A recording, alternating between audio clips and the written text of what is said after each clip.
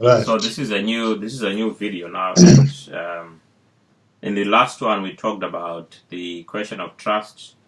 We avoided talking about political issues in this one, although that's Yeah. also part of it. People have to be trusting, and also one thing we can talk about though is the issue of money in terms of trust. If people don't trust the money that is in their pockets, that it will still be worth the same thing tomorrow. One of the differences between animals and human beings is that human beings, the human mind can extrapolate into the future. Okay, so we have a concept of tomorrow, whereas most animals have no concept of tomorrow. They live in the now. Okay, but human beings can extrapolate what is going to happen tomorrow, which is why we get stressed out. Because Yeah. I think we can foretell what might happen if we haven't paid our bills and stuff like that. So that the source of our stress is our ability, or human, the ability of the human mind to extrapolate into the future and be able to come up with scenarios of Yeah. what might happen if this does not. So when it comes to money, we can extrapolate what might happen if the money loses value while it's in my hands. So I think that's one thing, that if you do trust the money, like for example, people trust the US dollar more than certain other currencies, because they know that the US dollar is a dollar today, is a dollar tomorrow. Okay, inflation is very slow, and most people will not see inflation taking place. But if you compare 10 years ago and today, you might notice that there's been inflation, and your money is now worth less than it used to be worth. But it's a slow process. In an economy where the money is not trusted, it can lose value very quickly. But we wanted to talk Right. about growth points. Yeah. I know that there was something called Mindamerefu as well. Mindamerefu Yeah. was when people were being moved from less fertile areas where they were crowded. Okay, so some of the Yep. relatives they moved to other places where they were given places to farm. But there was also this phenomenon of growth points, and the growth point was like a place where it was like a business center for the community, and people would build shops there. There would be butcheries, probably a clinic, maybe a police station. Not all the growth points would have a police station, but some of them did have a police station. So you had like a mini place of growth where business could be taking place. So what happened to those? Do you have any idea? Yeah. Do you know what? I mean, this topic of growth point came up from yesterday's topic, which was about numbers, and we used the example of bricks. Yeah. And how bricks grew from one brick to a wall, to four walls, then to a house, then to houses, and Yeah. They all But then we come back to a place where we eventually mentioned the growth point. Yes. Now you've mentioned that at the growth point there was businesses and there was a police station and there was that kind of thing. But maybe the question we need to think about is the growth point that I know when I was a child is still called the growth point even today. So the question, why are the growth points not growing? Okay? Now we can attribute that one to the wider economy.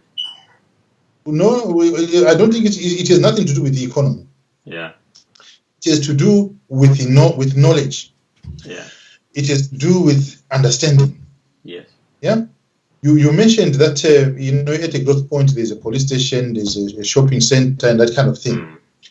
In any environment where people come together, there will be issues of security. There will be issues of food.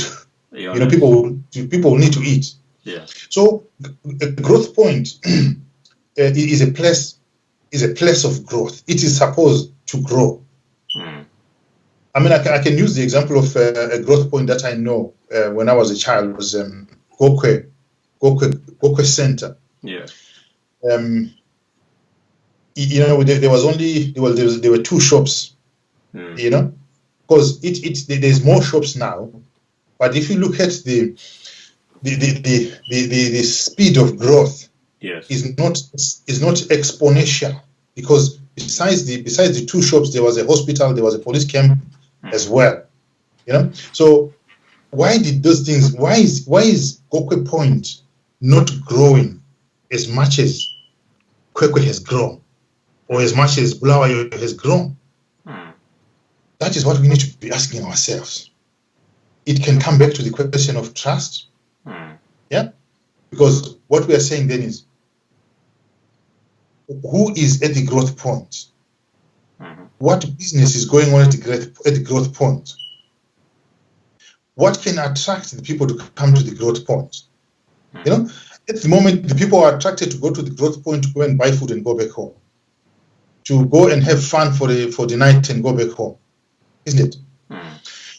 But can people see business opportunities at a growth point? And can people take those business opportunities? Yeah. So the growth points are not growing because people are not taking up business opportunities. Yeah. Because, like I said, where there is a gathering of people, there will be a number of issues, including security, including food, and that kind of thing. So I can go back to Gokwe again and say, Gokwe, as far as I'm aware, at the moment, still doesn't have a supermarket. Yeah. If it has a supermarket, it must have been put there in recent years. Okay. But then, no one has seen that opportunity that we need a supermarket at Gokwe Growth Point. Now, if there was a supermarket at Gokwe Growth Point, it is not the police that are going to come and keep security at the growth point. So we'll need security guards. So that's another opportunity coming up as well, of someone saying, I can offer my services to be the security guard for the supermarket. Yeah, that is one area. But also, besides the supermarket, the people that are going to be working at the supermarket, instead of them waking up in the morning going back to different places, they will need houses to stay or to live in. Yeah. So one, you will need a builder that is going to be building the houses, but so that people can live in those houses. But then that's one business of building houses. But then you also need someone who's going to be molding the bricks. So that's another business there. So the people that are molding bricks will need somewhere to live. The people that are building houses will need somewhere to live. The people that are working in a supermarket will need somewhere to live. And so it goes back to planning. So are we planning growth, and how are we implementing growth? How are we luring people to come to the growth point? What interest is there for people to grow? I mean, I know that at the Gokwe Center now there's banks and there's all sorts of things, but it is not a town. It is not a city. And I mean, I can tell you, I know Gokwe from when I was a child, 1973, when I used to go there when there were two shops. Yeah. And so if it had been planned, for example, like Bulawayo was planned, yeah, the town planners would have made the roads and made all the servicing and everything else. Yeah. But you realize that Bulawayo, for example, it was a place that it was like the industrial hub of the country, and it was attracting. There were jobs, and people were attracted to jobs in Bulawayo, so they would come into Bulawayo. That means now you've got people that are going to get employed, and when they do get employed, they're going to get paid, and when they get paid, they are going to want to spend. Okay, in the shops, and they're going to want to keep money in the banks. So you've got a place where there's a market for say, if you want to open a supermarket, there's going to be a market because there are going to be people. There's going to be a demand for products and services, and there's going to be so shops and other businesses would be encouraged to open because then they know that there's a market for them. If you look at growth points, most of what's happening at a growth point now is that uh, families of children are growing. As soon as they finish their O levels, they are leaving. Okay, especially if you go to the Gwanda area, they are leaving to go to South Africa, most of them, and so because they have left, then what you have is less demand, because there are no jobs. There's nothing to attract people to come and work there. Okay, everything points towards people leaving that place. So what you have are the elderly who have remained there, and they only go to the shops once, maybe every 2 or 3 days, to get a few supplies. But otherwise, you've got places which are not growing. Why? Because the number one thing that's missing there is job opportunities. And there's no employment. Sorry. And for someone to want to start a business there, I think they'll be looking at, is there a market for my products? Unless if you were to say that somebody thinks, okay, if I go to a growth point, and has it got electricity, for example, that if I was to set up my business, I can make products which I can then sell maybe in town, because the manufacturing costs might be cheaper, and I might get cheap labor from maybe the local people there. But you know, at Zimpreneurs, we encourage people to think like business people. Yes. That is our aim, to encourage people to think like business people. Now, we can't talk of there are no jobs, yeah? Because you have people leaving Gwanda going to work in Bulawayo. You have people leaving Gokwe going to work in Bulawayo. Because there are jobs in Bulawayo. Because there are jobs in Bulawayo. Yeah. But you have to ask yourself, so who created the jobs in Bulawayo? Yes. Yeah? Yes. Bulawayo, started also as a growth point. Yeah? And then there was job creation within Bulawayo. And so because there was job creation, people planned Bulawayo to be what it is. They saw it a long way away, and planned it to be what it is now. Yeah. So we need to be thinking as well about these growth points as well, to say, right, if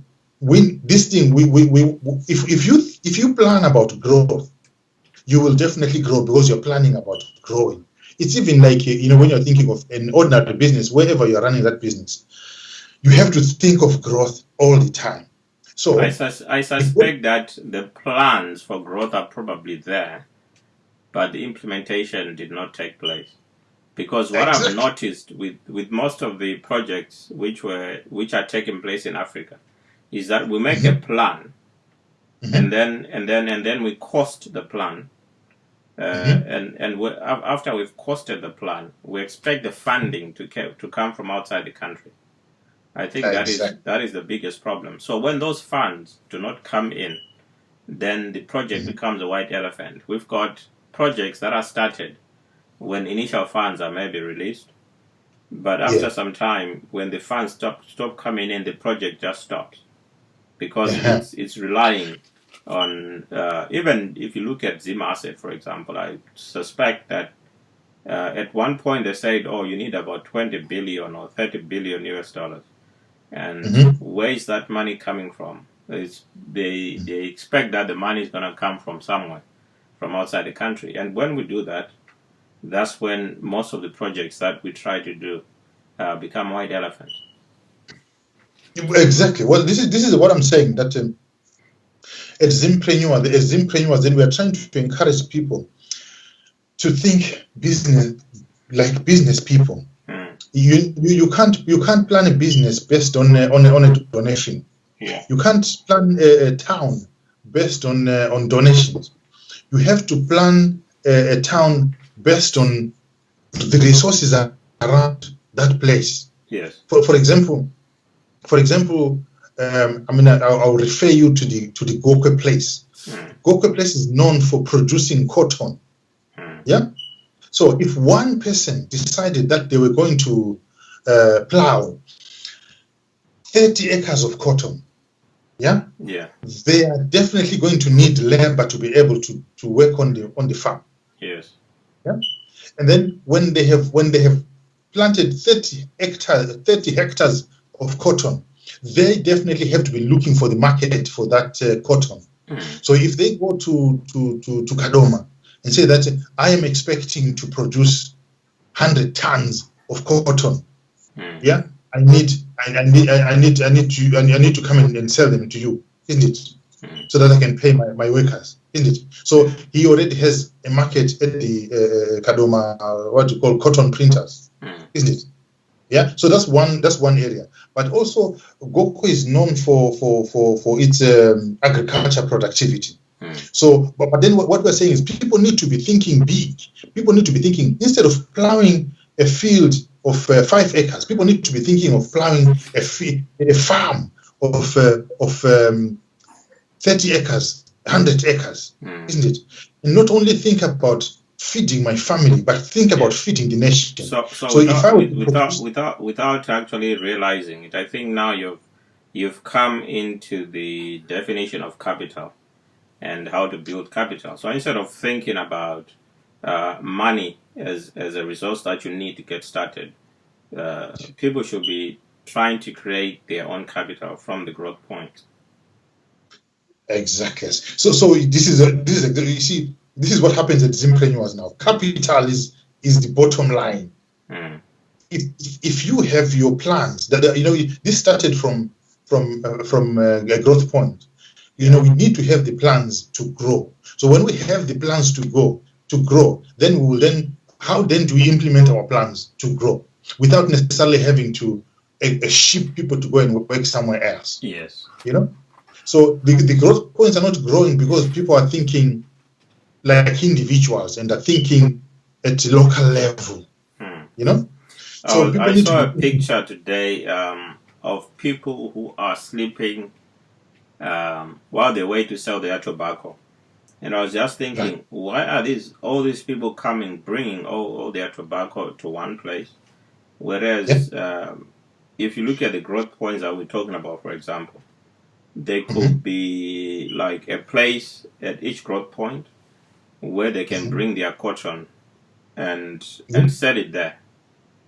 Maybe the the tobacco industry could set up places, at growth points or storage areas where people can come and sell directly to the government, maybe from at growth point, and then from the growth point that tobacco will be picked up and then sent to their various areas. Exactly. But instead of waiting for the tobacco buyers to come and set up something, we go back to trust.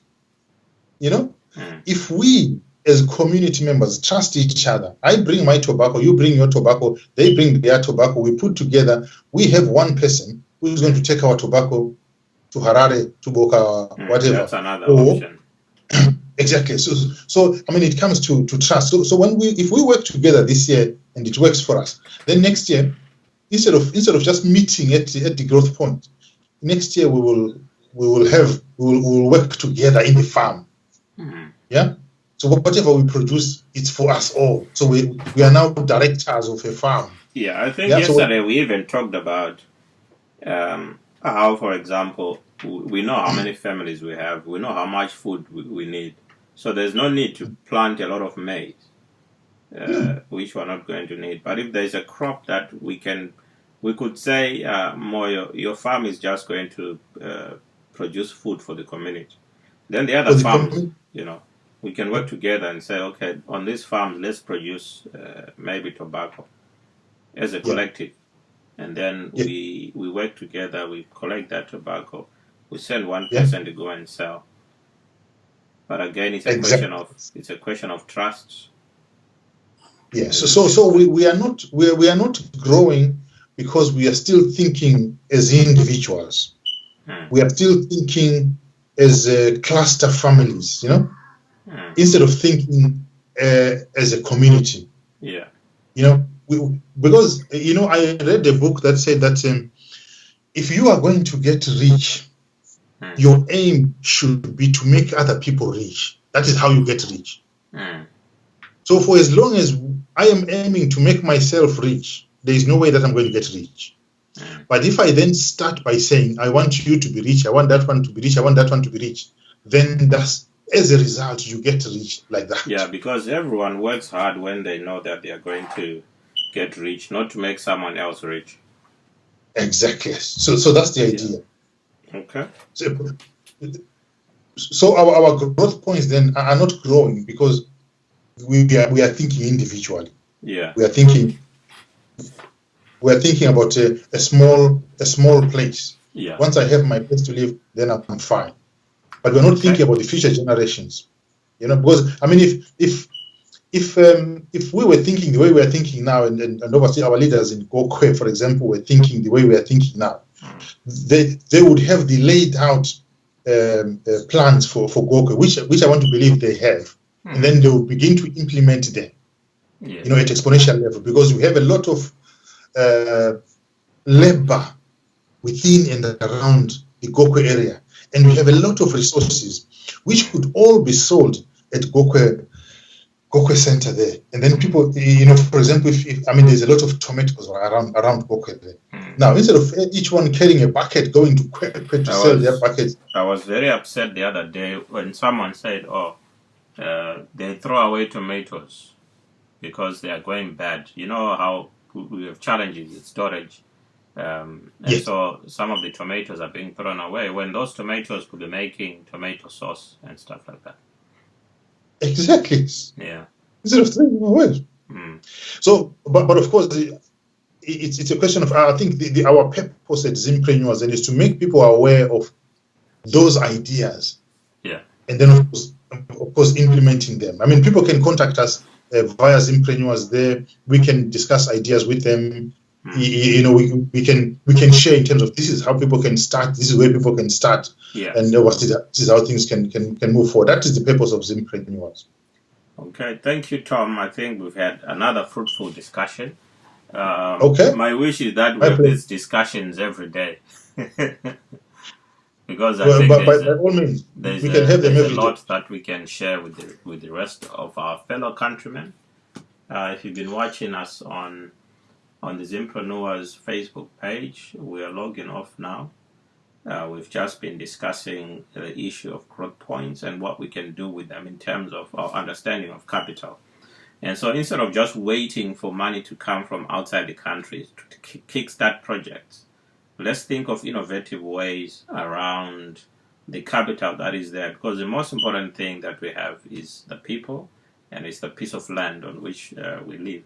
Everything else, we can create money, out of thin air. We can print money. We can do all sorts of things with it.